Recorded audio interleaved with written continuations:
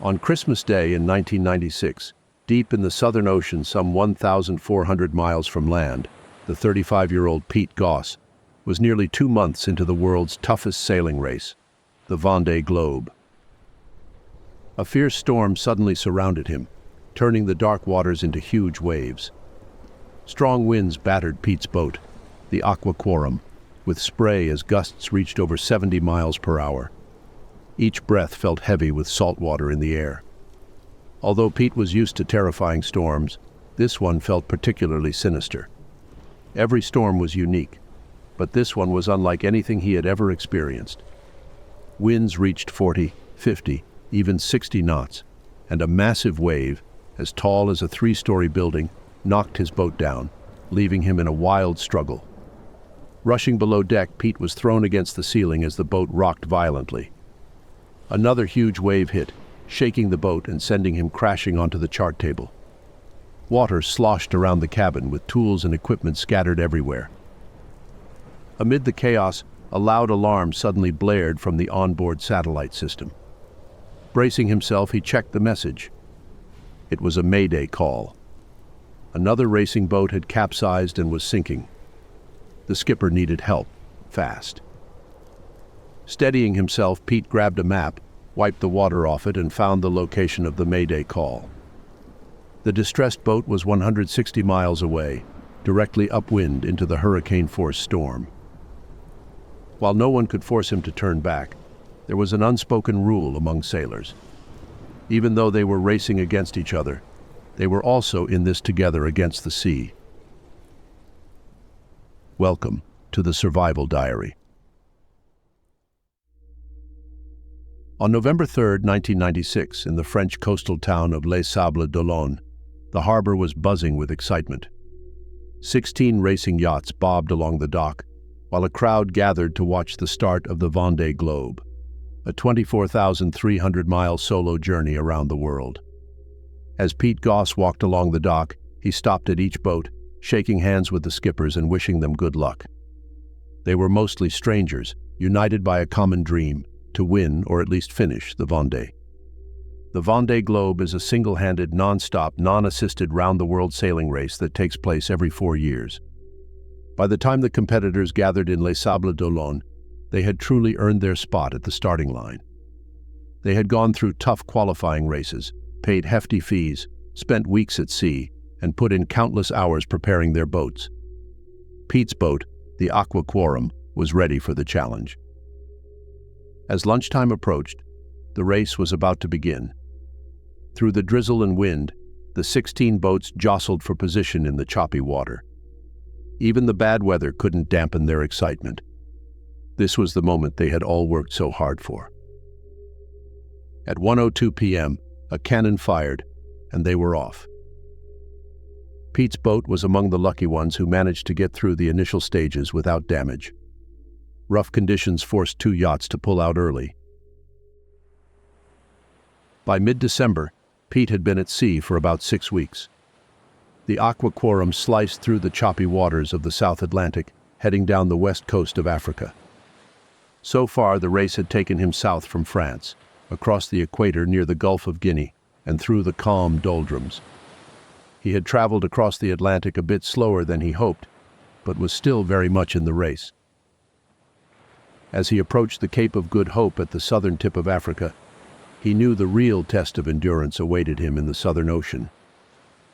The Southern Ocean is a vast area of deep depression circling the globe. With no land to slow down the waves, huge swells built up, creating strong currents. It was both a powerful energy source and a dangerous environment. On Christmas Day, 1,400 miles southwest of Perth, Australia, the weather in the Southern Ocean seemed relatively calm. Pete looked up at the sunny skies, but he knew appearances could be deceiving. The ocean's movement warned him that something terrible was coming. While he waited, Pete prepared the boat for the approaching storm. He adjusted the rigging, made sure he had eaten properly, and secured everything down. As the wind picked up, he reduced the sails. Sleep wasn't an option. The storm demanded his full attention.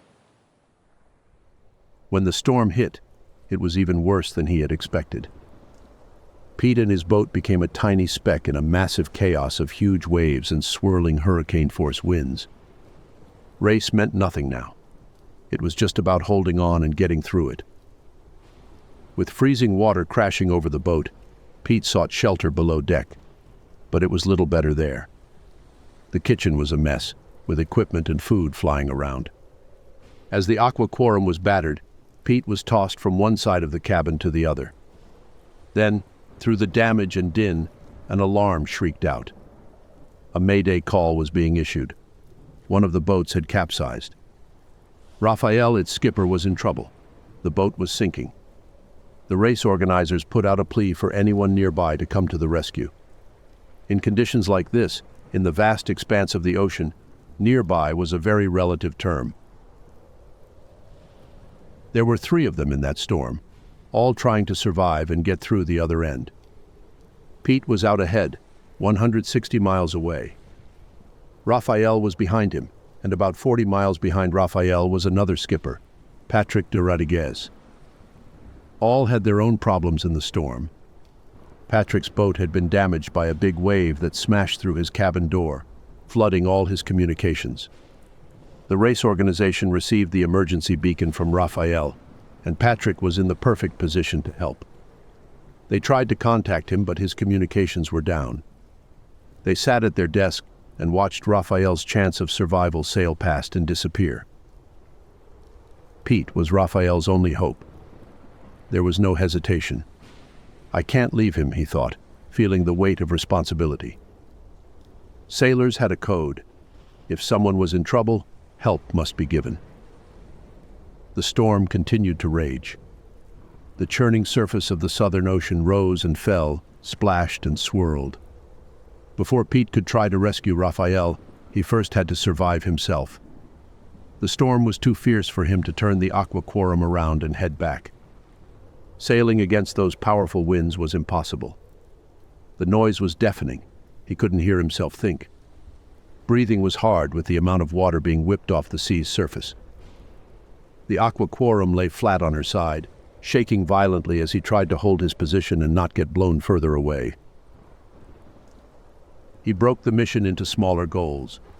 First, survive the worst of the storm.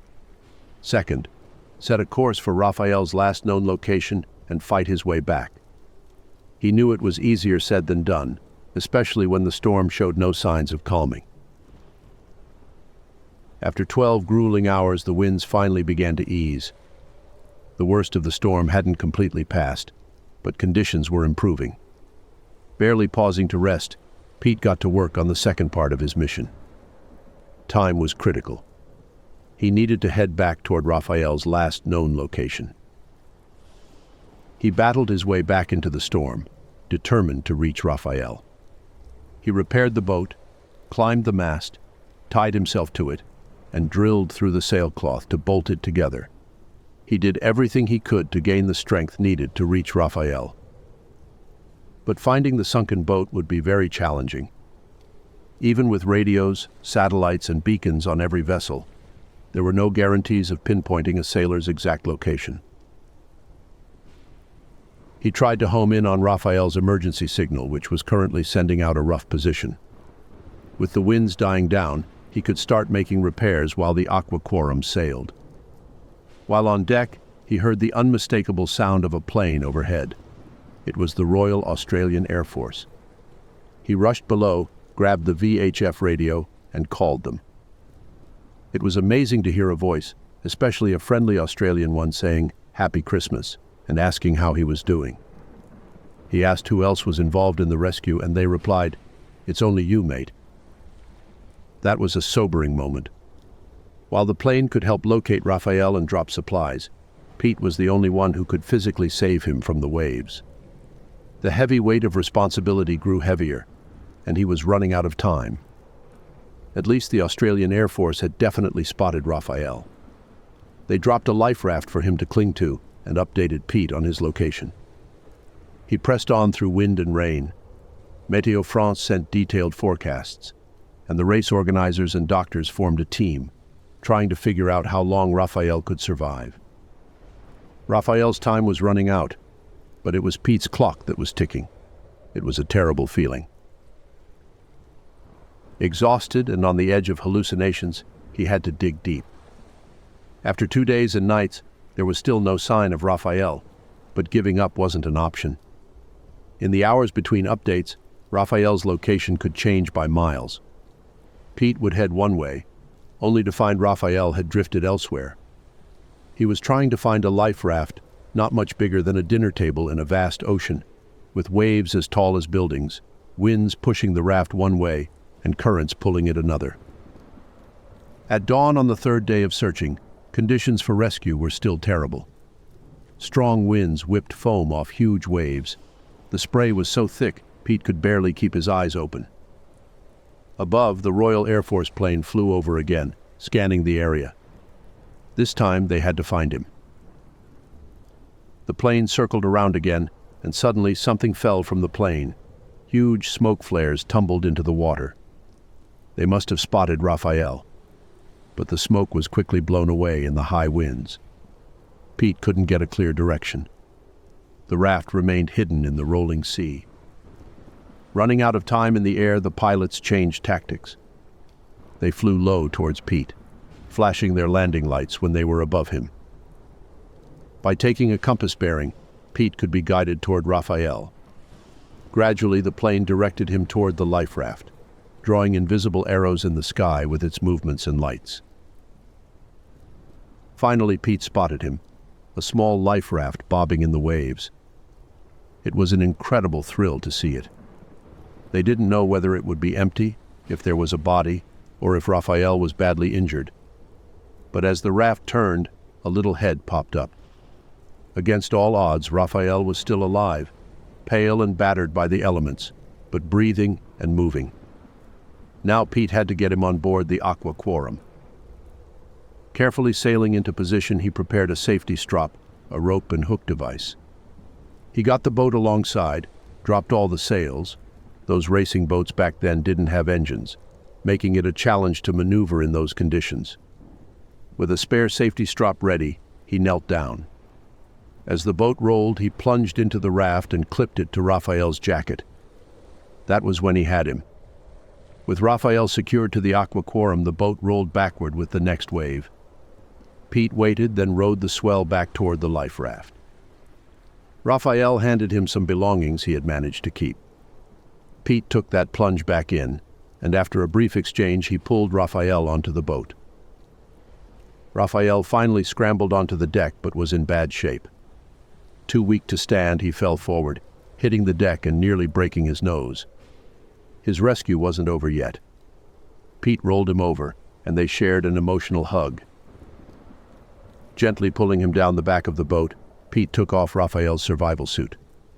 Raphael was in terrible condition. Hypothermia had set in. He was as stiff as a board. The first layer of his eyes had been damaged by the spray. His vision was compromised. There were many issues. Pete had to bend him to get him down below and put him in his sleeping bag. Huddled together in a boat designed for one, Pete turned the vessel and headed for land. The journey to Tasmania would take 10 days, during which time Raphael and Pete became close friends. Pete had to give him muscle relaxants, help him to the toilet, and feed him every 4 hours. Despite language barriers, Raphael spoke French and Pete English. They communicated through gestures and shared experiences. 10 days after the rescue, the two men arrived in Tasmania, friends for life. But Pete wasn't done yet. He still had a race to finish. He restocked supplies, tidied up the boat, and set sail once again. For the next 2 months, Pete and the Aqua Quorum continued to tackle the challenges of the sea, bouncing through the waves. On February 23, 1997, the French coast appeared on the horizon, and Pete arrived back in the Bay of Biscay. He finished 5th in the race, but given the crowd that greeted him, one would think he had won. About 150,000 people awaited him, banging drums, chanting and cheering. It was a hero's welcome. In total, Pete completed the Vendée Globe in 126 days, 21 hours, and 25 minutes. He was one of only 6 boats to make it to the finish. Tragically, one skipper, Canadian Jerry Roofs, was lost at sea. For Pete to have completed the race at all was a monumental effort, not to mention that he had saved the life of a fellow sailor. He was awarded the Légion d'honneur by the French for the rescue. Pete and Raphael's friendship endures to this day, though neither felt the need to attempt the Vendée Globe again. Both returned to sailing, competing in races and winning more accolades. For Pete, the sea continued to teach invaluable lessons about the preciousness of life and the strength found in humanity. Thank you so much for watching. We really appreciate your time and hope you enjoyed the video. If you liked what you saw, be sure to check out the other great content on our channel. Your support means the world to us, and we can't wait to bring you more. Thank you again, and see you in the next video.